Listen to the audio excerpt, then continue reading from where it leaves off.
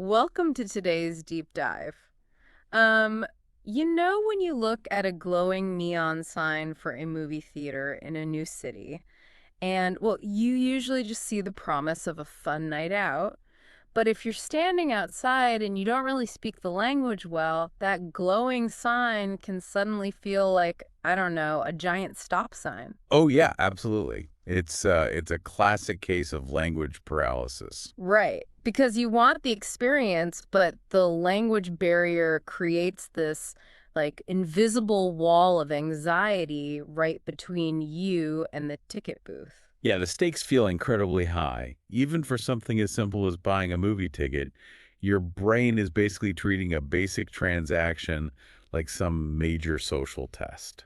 Okay, let's unpack this. Yeah. How do you get past that wall without spending like 3 years in language classes? Today, we're looking at a highly specific toolkit from our sources.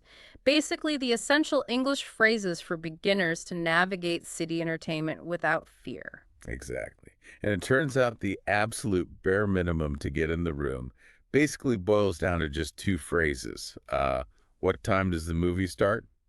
And two tickets, please. Wait, really? Just two phrases. Yeah, I mean, that is their foundation of access.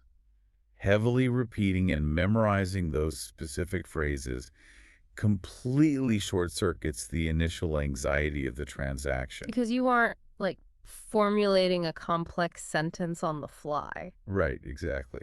You're just deploying a script. That makes me think of entering cheat codes in a classic video game. Oh, I like that. Yeah, you don't need to rewrite the game's underlying software, right? Right. And you definitely don't need to know the entire English dictionary. No, definitely not. You just punch in the exact sequence, like up, down, left, right, or in this case, two tickets, please, to unlock the next level. That analogy holds up so well, especially when you look at the psychology behind it. But wait, I have to ask, if you just memorize two tickets, please, what happens if the cashier asks a follow-up question? That's the fear, right? Yeah, doesn't the whole cheat code system just fall apart the second they go off script? Well, you'd think so. But this is actually why a movie theater is the perfect controlled environment for beginners. The person behind the glass is expecting to sell a ticket for a specific time. Ah, so the context does half the heavy lifting. Exactly. If they ask a follow-up, it's almost guaranteed to be about seating or payment. You know, you are Yeah. debating philosophy with them. Right, right. And because the environment is so predictable, relying on a script actually bypasses your brain's active language processing centers. Wow. So it actually lowers your cognitive load. It does, which physically stops that fight or flight anxiety response. Okay, so the predictable environment is essentially the safety net here. We've punched in our cheat code and we have the tickets. Yep, level one complete. Exactly. But getting through the door is really only half the battle. Now you have to actually participate in the cinema culture. Right, moving from the box office to the auditorium, Yeah, which means dealing with snacks and seating. which introduces a whole new set of scripts, basically. Ordering classic snacks like saying one large popcorn, please, and then successfully finding an assigned seat. And practicing these specific scenarios builds like a psychological shield against the fear of the unknown. It does.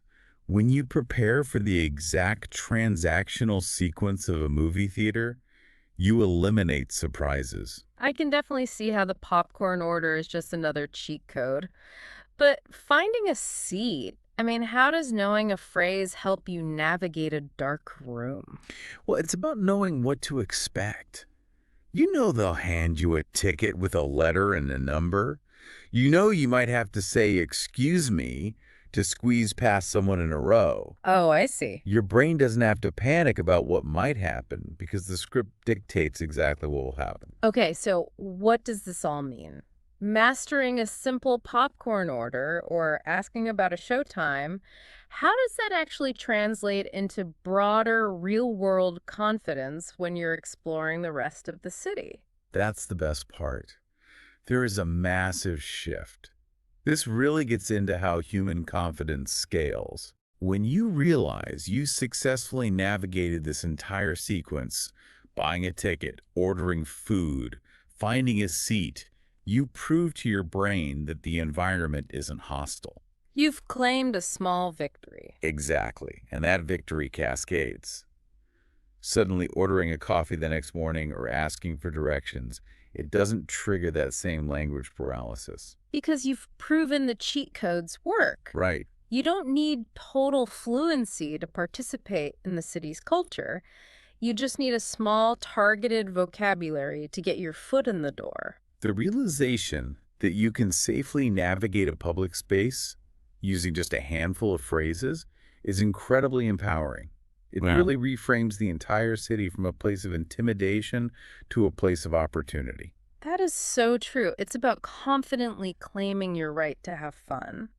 To step past that invisible wall and just enjoy the show.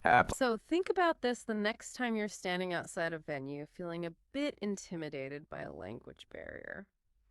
If an entire movie-going experience can be unlocked with just a handful of simple cheat codes, what other seemingly intimidating urban activities might have a basic script just waiting to be discovered?